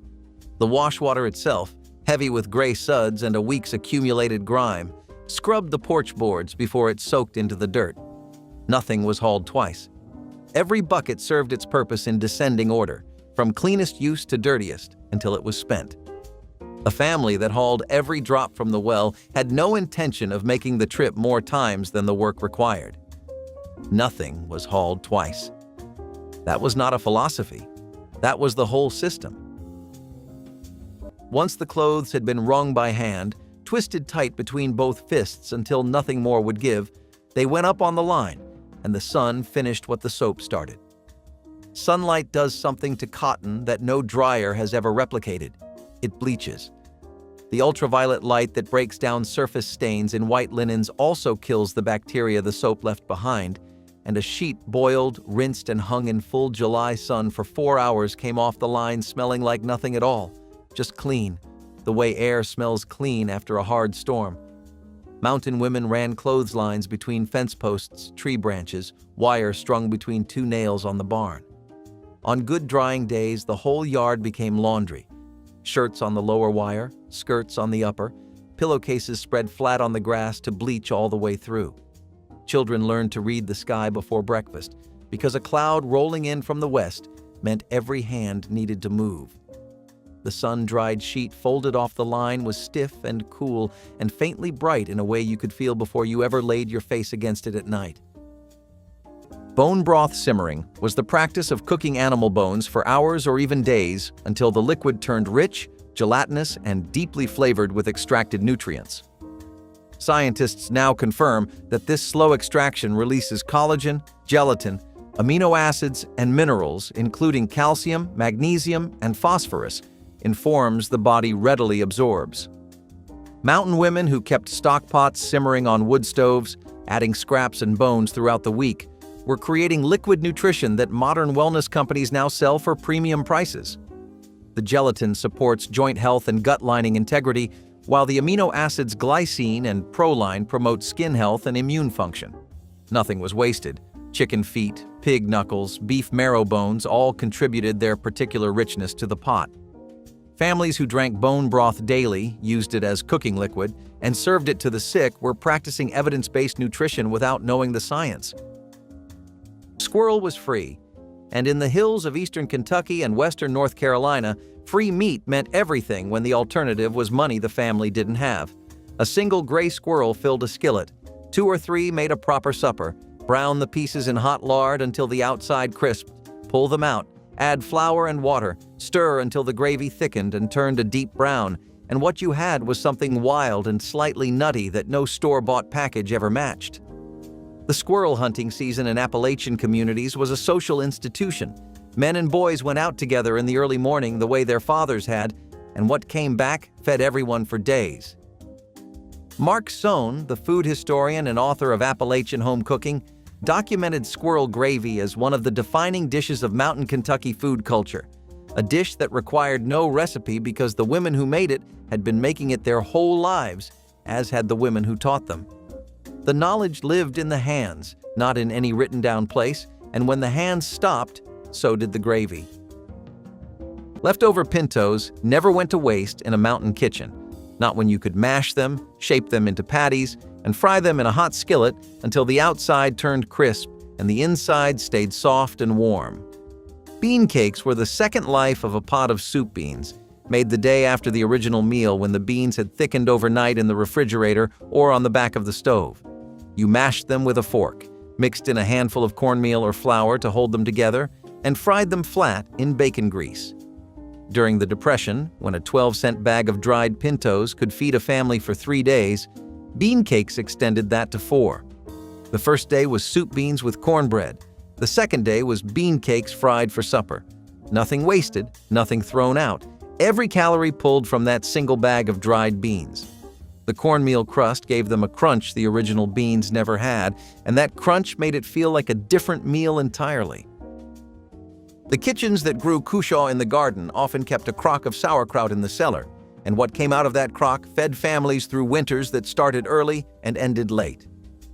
Kraut and Wiener casserole was German Appalachian cooking at its most practical, a dish built from 2 things that kept almost forever and cost next to nothing. The sauerkraut came from a stoneware crock where cabbage had been salted and pressed and left to ferment for weeks in the root cellar, and the wieners were the cheapest protein at the general store. You layered them in a baking dish with caraway seeds, a little brown sugar to cut the sourness, and sometimes sliced potatoes if the family was large and the wieners were few. It showed up in every holler and every coal camp kitchen from eastern Kentucky to southern West Virginia. It smelled sharp and sour, and it tasted like the kind of meal that got you through February. Drying apples on string lines was the preservation method that turned autumn abundance into winter sustenance without any special equipment or expensive supplies. Apple slices were threaded onto long strings using needles, then hung from rafters, porches, or any warm, dry spot where air could circulate freely around each piece. The process took days or weeks depending on humidity, with families checking constantly for signs of mold or insect damage. Properly dried apples shriveled into leathery rings that could be stored in cloth bags for months without spoiling. Come winter, these dried slices were rehydrated in water or cider and cooked into pies, cobblers, and fried pies that tasted of concentrated sweetness. Children helped with threading, learning patience and satisfaction of preparing for harder times. The strings became decorative as well as practical, hanging in kitchens where their sweet smell mixed with wood smoke. During the Depression, you could not find a dandelion in northern Illinois. They were eaten as fast as they appeared. That was not a gardening choice. It was survival. The bright green leaves that most people now spray with weed killer were the only fresh vegetables some families had access to in early spring, and they were packed with more iron, calcium, and vitamins than anything sitting on a grocery store shelf. Your grandmother knew to pick them young, before the flowers opened, when the leaves were still tender enough to eat raw with a little vinegar and bacon fat drizzled on top. She boiled the older ones 3 times to pull out the bitterness, the same technique she used on poke greens and mustard. Now urban foraging classes charge $60 a session to teach people how to identify what every poor family already knew was growing in their own front yard. The greens have not changed. The people picking them have. There was a tin can beside every stove in every hill kitchen, sometimes a coffee can, sometimes a lard bucket with the label worn off, and it held bacon grease. Every morning after the bacon came out of the skillet, the drippings went into that can. That grease was the first thing to touch a baking pan, a muffin tin, a pie plate. You scooped it out with a spoon or a folded cloth and wiped it across the surface in one smooth pass. It did more than prevent sticking. It added a faint, smoky warmth to everything, a flavor that butter alone could not match. The grease from Tuesday's breakfast ended up in Saturday's biscuits. Kids grew up thinking that was just how food tasted, rich and deep and salted, and they were right. The day that family stopped saving drippings was the day the kitchen lost its signature. Stretching a pot of soup beans with pot liquor and cornbread was the arithmetic of survival in mountain kitchens. You had $1's worth of dried pintos, the broth they cooked down in, and a skillet of cornbread to soak it up, and somehow that fed 6 people until morning. Pot liquor was the cloudy, vitamin-rich liquid left after slow-cooking beans or greens with a ham hock or fatback, and nobody in those kitchens ever drained it off. You ladled it into bowls, crumbled the cornbread straight in, and ate it with a spoon. That broth held B vitamins, iron, and minerals leached from the beans during the long cook. In some Appalachian homes, pot liquor was given to sick kids before anything else because it went down easy and put strength back fast. The meal cost almost nothing. Nobody called it a recipe. It was just what you ate when that was all there was. Flour paste wallpaper adhesive was homemade glue that hung wallpaper, sealed envelopes, and repaired torn books without requiring store-bought products. The recipe called for cooking flour and water together over low heat until the mixture thickened into smooth paste. The result was strong, flexible adhesive that dried clear and held paper firmly against surfaces. Families used this paste to decorate their homes with wallpaper scraps, catalog pages, or newspaper sheets, brightening otherwise plain wooden walls. The same paste sealed important letters, repaired children's school books, and attached labels to canning jars. Making paste became a household skill passed from mothers to daughters, with each family adjusting flour-to-water ratios based on experience. The paste cost virtually nothing and worked as well as commercial products for most paper applications. It represented self-sufficiency, proving that basic cooking skills could solve problems far beyond the kitchen. If you put soap on the skillet, you might as well have cursed in church. That was how seriously the old cooks took their cast iron. Instead of detergent, they grabbed a handful of coarse salt, poured it into the still warm pan, and scrubbed with a folded rag or a cut potato half. The salt acted as a gentle abrasive, lifting stuck-on food without stripping the seasoning built up over years. Kosher salt worked best because of its larger crystals, but in mountain kitchens where it was not available, they used rock salt or fine sand from the creek bed. After scrubbing, the pan was rinsed quickly, never soaked, dried over the stove's heat, and wiped with a thin coat of lard before it went back on the hook. That thin layer of fat sealed the pores of the iron, preventing rust and adding another coat to the black, glassy surface that made the pan practically non-stick. Soap was not forbidden out of superstition. The old lye-based soaps genuinely stripped seasoning, and they knew what they were protecting. The sound was different depending on what you were washing. Cotton shirts made a brisk scraping, short strokes, working with the weave. Denim moved slower, pressed harder, a lower sound that meant your wrists were in it. You never used a circular motion on anything you wanted to keep the shape of. You learned this not from instructions but from ruining things. A collar torn off a school shirt, a flannel that thinned to gauze after 2 seasons.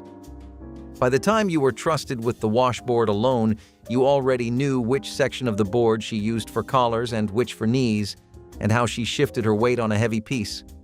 Glass washboards, preferred for finer fabrics because the smoother surface was gentler than zinc metal, were standard in many Appalachian households through the 1940s.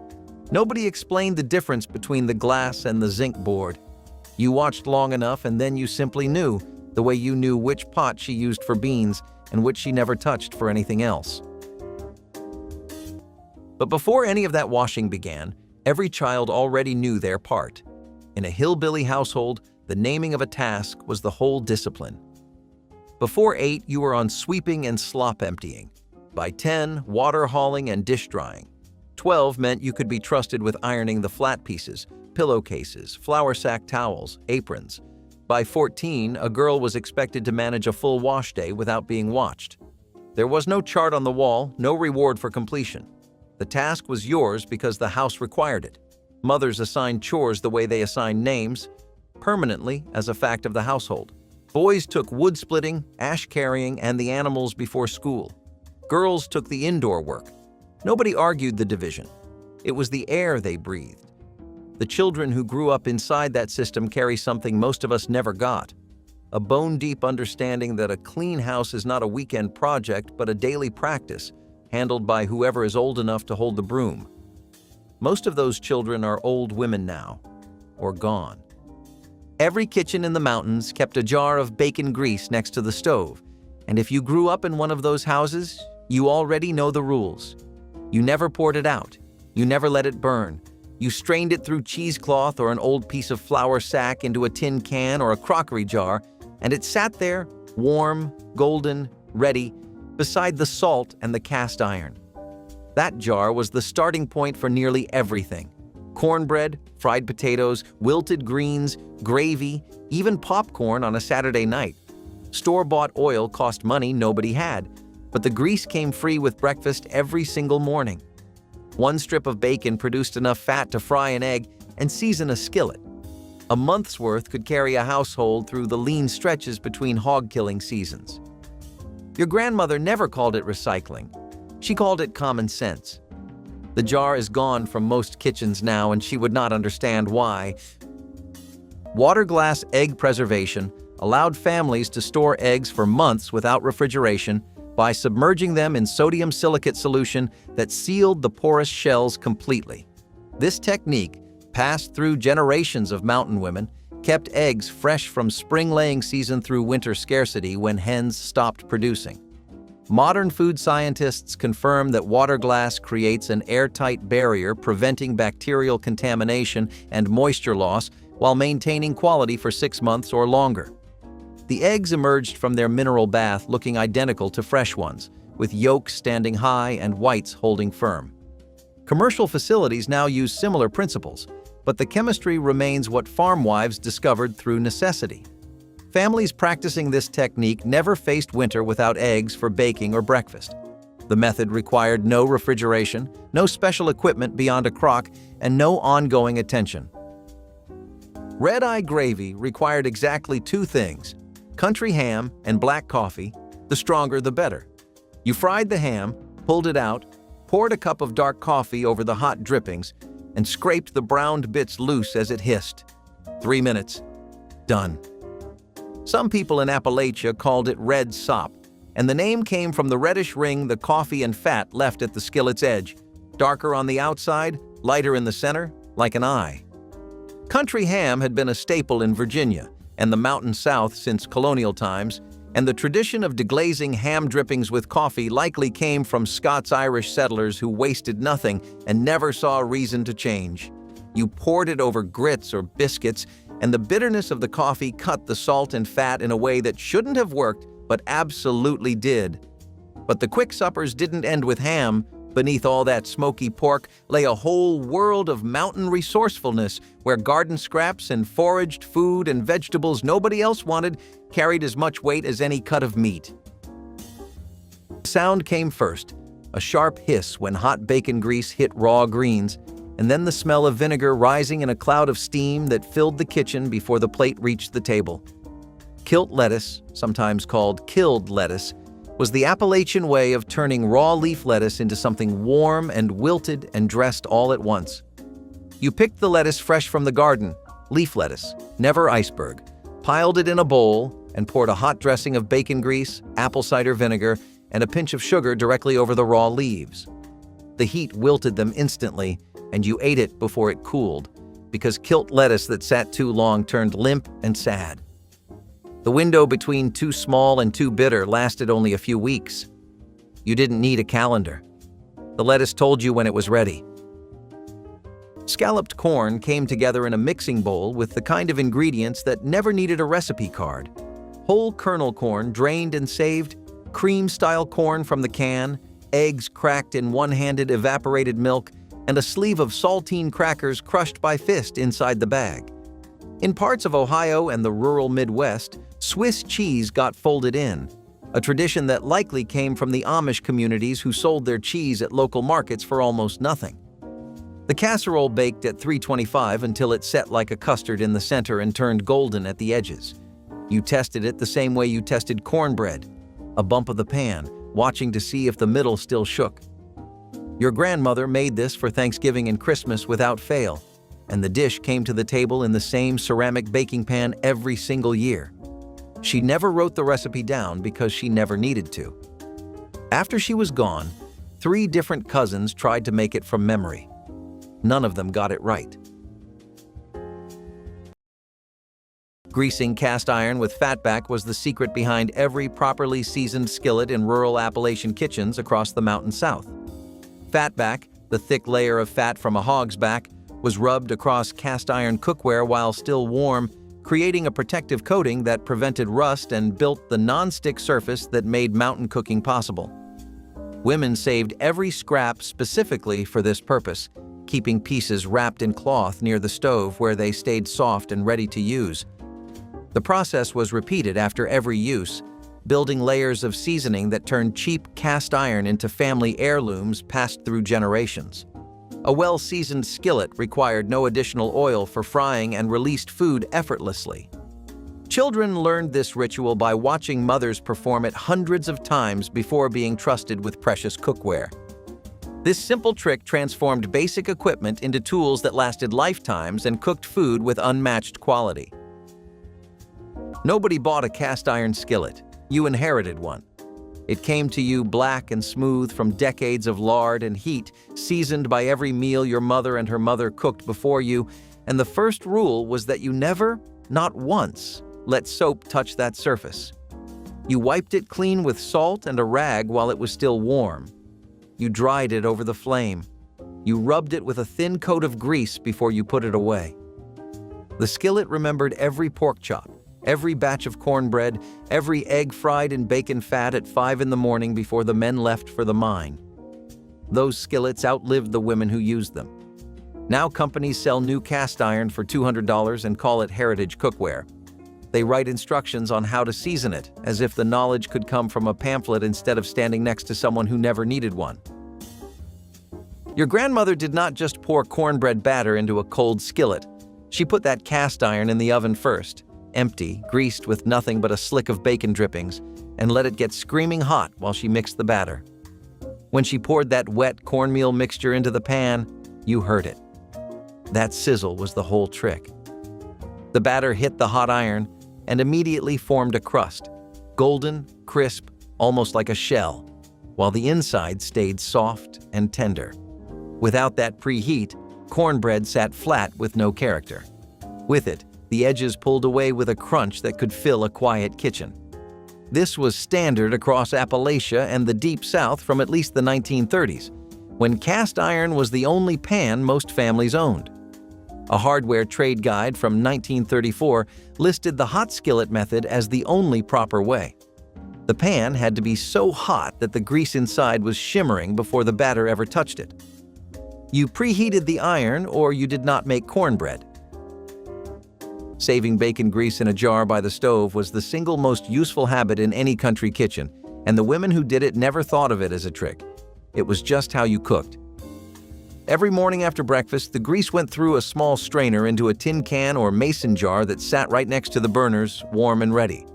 That jar replaced butter for frying eggs, greasing cornbread pans, starting a roux, and softening vegetables before they hit the pot. During the Second World War, the government ran campaigns asking families to turn in their drippings. Rendered fat was used to manufacture glycerin for explosives. But in mountain kitchens, nobody needed a campaign.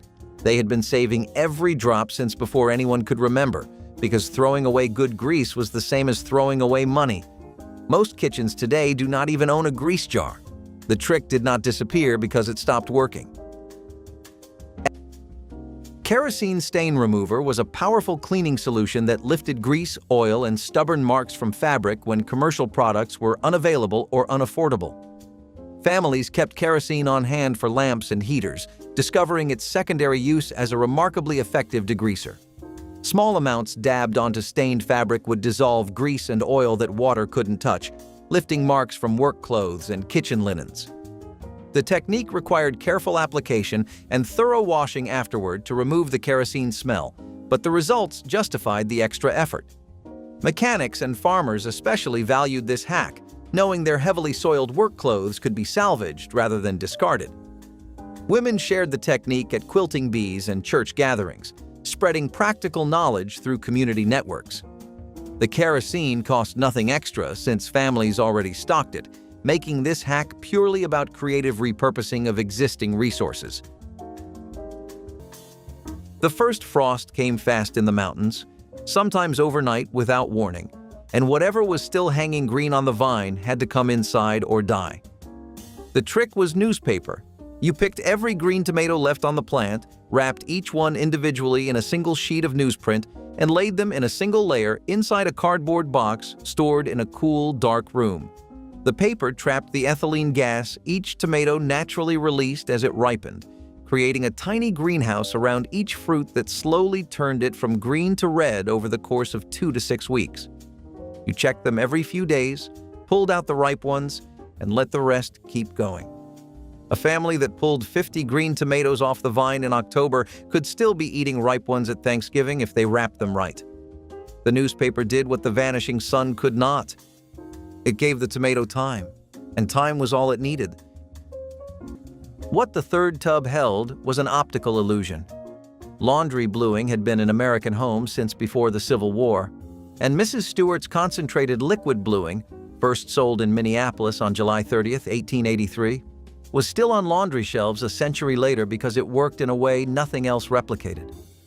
White fabric yellows with age and washing. The bluing countered that shift not by removing the yellow, but by adding the faintest trace of blue, so faint the eye read the combination as brilliant white. A typical Appalachian wash setup kept a separate bluing tub as the final rinse. The water tinted that thin, clear sky blue that meant whites were finished.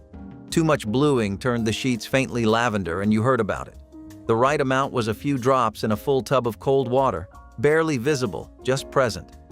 She held the bottle up to the light before she poured, tilting it until she could see the color shift. Getting it wrong once was enough to learn it forever. The cedar chest sat at the foot of the bed, heavy and dark, smelling of the forest the tree had come from, and nothing went into it carelessly. The good wool blankets, the hand-sewn quilts that had taken months. The winter coat, everything folded tight, cedar chips packed between the layers, the chest sealed when not in use. The eastern red cedar, Juniperus virginiana, common in fence rows throughout Appalachia, produces a natural oil in its heartwood that interferes with the feeding of clothes' moth larvae, specifically Tiniola bacilliella, the common webbing moth. Mountain families did not know the Latin. They knew the smell kept the moths out and had known it for generations. A cedar chest was not a luxury. It was protective equipment, as practical as a smokehouse. A daughter expected to receive one at marriage the way she expected a quilt, and the chest itself might outlast 3 or 4 women who owned it. The smell of cedar from an open chest is one of those memories people carry their whole lives without knowing where it comes from, until they do, and the person they would ask is gone. Nobody in those kitchens ever seasoned a skillet on purpose. They just cooked in it, morning, noon, and night, and the iron did the rest. Every pour of grease, every batch of cornbread, every round of fried okra laid down another thin layer of polymerized fat that turned raw metal into something slicker than any factory coating. The old women knew which skillet was ready for eggs and which one still needed more time. They knew never to use soap, never to let it soak, and never to put it away wet. A good cast iron pan passed from mother to daughter like jewelry, heavier than it looked, black as night, and worth more than anything in the cupboard. Wagner and Griswold foundries produced the best ones through the 1950s, and those old pans are still the ones people fight over at estate sales. The new ones come pre-seasoned from a factory. The old ones came seasoned by a lifetime of somebody's hands. Sorghum syrup production turned tall grass into sweetener when refined sugar was expensive or unavailable, providing calories, minerals, and flavor that sustained mountain communities. Nutritionists confirm that sorghum syrup contains iron, potassium, and antioxidants that refined sugar entirely lacks, making it nutritionally superior to the processed sweetener that replaced it. The process involved crushing stalks, collecting juice, and slowly cooking it over wood fires until it thickened into dark, richly flavored syrup. Scientists studying traditional sweeteners note that sorghum's complex flavor compounds reduce the quantity needed for sweetness compared to refined sugar. The crop itself grew in poor soil and dry conditions where other crops failed, providing reliable harvest when foods were scarce. Mountain families who drizzled sorghum over biscuits were consuming functional food before that term existed. Modern producers now market sorghum as artisanal sweetener. Cushaw was a hillbilly squash that most of the country never heard of. A large, crook-necked, cream and green-striped gourd that grew heavy on the vine in Appalachian gardens from Virginia down through Georgia, one of the few crops robust enough to thrive in Rocky Mountain soil. Its roots went deeper than European settlement. The Cherokee had been cultivating Cushaw for centuries before Scots-Irish settlers arrived, and those settlers learned to grow it from the people who already knew, the same way they learned corn and beans. Sliced thin and laid into a hot skillet with butter and a sprinkle of brown sugar, it cooked fast, the sugar caramelizing at the edges, the flesh going soft and sweet and slightly stringy in a way that butternut or acorn squash never managed. Appalachian food writer Ronnie Lundy, in her James Beard award-winning cookbook Victuals, described Cushaw as tied to mountain memory in a way that nutritional language alone cannot hold. The Foxfire Fund in Mountain City, Georgia, still works to preserve heirloom crops like Cushaw, but the women who knew the exact moment to pull it from the pan are mostly gone. But before anything could be stretched or seasoned, someone had to know what was safe to eat from the ground, and poke salad was the test that separated mountain cooks from everyone else. Phytolacca americana, pokeweed, grew wild along fence rows and ditch banks across the Appalachian South, and in early spring the young shoots were one of the first greens available to families who had eaten nothing fresh since autumn. The plant was toxic if handled wrong. You boiled the leaves 3 separate times, draining and replacing the water each round to pull the poison out before the greens were safe to eat. After the 3rd boil, you fried them in bacon grease with salt, and they turned dark, tender, and rich, tasting like a cross between spinach and asparagus. Cherokee and rural Appalachian families had been preparing poke this way for generations, and the knowledge passed by standing at the stove, not from any book. One wrong step, skipping a boil, picking leaves too mature, and the dish could make you sick. You either knew how or you didn't touch it. She kept the canned salmon on the 2nd shelf behind the pinto beans, and she only brought it down on Fridays. Salmon patty casserole was a Friday night staple in country homes where the pantry did more work than the icebox. The canned salmon, bones, skin, and all, got mashed with cracker crumbs, an egg, and a little grated onion, then pressed into a greased baking dish instead of shaped into patties. A can of cream of celery soup thinned with a splash of milk went over the top, and the whole thing baked until it bubbled and firmed up enough to slice. Some women laid sliced boiled eggs across the middle before pouring the soup over, a trick that made the casserole look planned instead of pulled together from what was on the shelf. The woman who taught you this is probably gone now. The canned salmon is still at the store, but nobody reaches for it the way she did, quick and sure, like she already knew what supper was before she opened the pantry door. Cooking cornbread on a hoe blade was field cooking born from necessity when workers needed hot food far from any kitchen. The broad, flat blade of a garden hoe, scrubbed clean and heated over an open fire, became a makeshift griddle that cooked cornmeal batter into crusty cakes. Workers mixed batter in the morning and carried it to fields in covered pails, cooking fresh bread during midday breaks when hunger demanded more than cold biscuits. The technique gave hoe cakes their name, connecting the food directly to the tool and labor that defined rural life. The metal heated unevenly, requiring skill to rotate the blade and prevent burning while ensuring the center cooked through. The finished cakes had crispy edges and tender centers, tasting of smoke and honest work. This cooking method represented the ingenuity of people who refused to go hungry simply because proper equipment was unavailable. Your grandmother kept a pot on the back of the stove that never went completely empty. Chicken backs, neck bones, the knuckle end of a ham, anything with marrow went into that water and simmered until the kitchen smelled like Sunday even on a Wednesday. She added a splash of vinegar, though she would never have called it acid extraction. She just knew it pulled the good out of the bones. The broth turned golden by afternoon, thick enough to coat the back of a wooden spoon, and she ladled it over rice or poured it into mason jars that lined the refrigerator shelf like amber medicine. That pot cost nothing. The bones were free. Butchers used to give them away because nobody with money wanted them. Now those same bones sell for $3 a pound at the farmer's market, and wellness clinics charge $8 for a single cup of what your grandmother made from scraps she would have fed to the dog if the pot was already full. The bone broth industry passed $1 billion in sales, and not one of those companies invented a thing. She never owned an oven thermometer. Most of those old wood stoves and early gas ranges did not even have temperature dials, just a damper and a prayer. So she tested the heat with her hand. She opened the oven door, held her palm inside at rack level, and counted. If she could hold it there for 30 seconds, the oven was low, around 250 degrees, good for meringue or warming plates. 15 seconds meant moderate, somewhere around 350, right for cakes. If she pulled her hand back after 5 seconds, the oven was hot, 400 and above, and the biscuits went in immediately. She calibrated this over years, over thousands of batches, adjusting the damper by feel until the heat sat where she wanted it. Her daughters learned by standing beside her, counting along, feeling the difference between a bread oven and a pie oven on the skin of their own palms. When thermometers finally became common, some of those women tested them against their hands and found the instruments wrong. Drying green beans on a string to make leather breeches for winter was a preservation trick older than any canning jar, and it required nothing but a needle, some heavy thread, and a dry place to hang them. You snapped the beans, ran a needle through the center of each one, and strung them like beads on a line that hung from the porch rafters or above the wood stove. They shrank and wrinkled and turned the color of old leather, which is how they got the name.